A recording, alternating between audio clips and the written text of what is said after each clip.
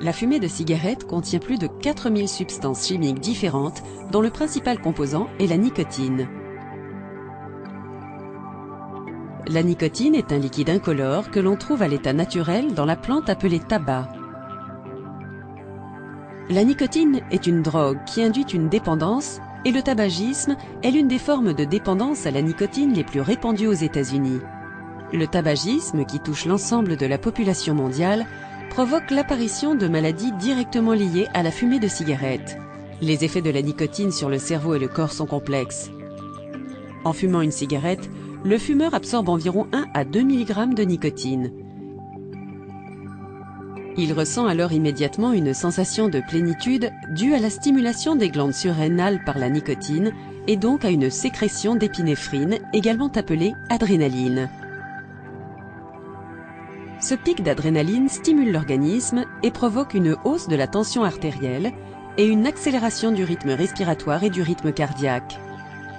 La nicotine stimule également la libération de dopamine dans le cerveau, substance responsable des sensations de plaisir et d'euphorie.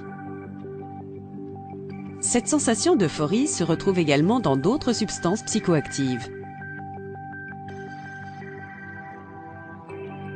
Cette sensation de plaisir augmente l'effet de dépendance à la nicotine.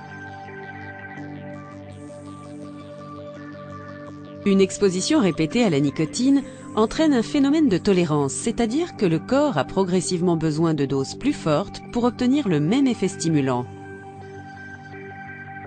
Lorsque le taux de nicotine consommé n'est pas suffisant, le fumeur ressent les symptômes du sevrage tabagique. Il s'agit notamment d'une baisse du rythme cardiaque, d'une difficulté à se concentrer, d'une nervosité, de maux de tête, d'une augmentation de l'appétit et d'une prise de poids, d'insomnie, d'irritabilité et de dépression. Ces symptômes diminuent avec le temps, mais les effets secondaires du sevrage tabagique sont un obstacle à surmonter lorsqu'on arrête de fumer. Il existe aujourd'hui diverses techniques et solutions pour aider les personnes qui veulent arrêter de fumer.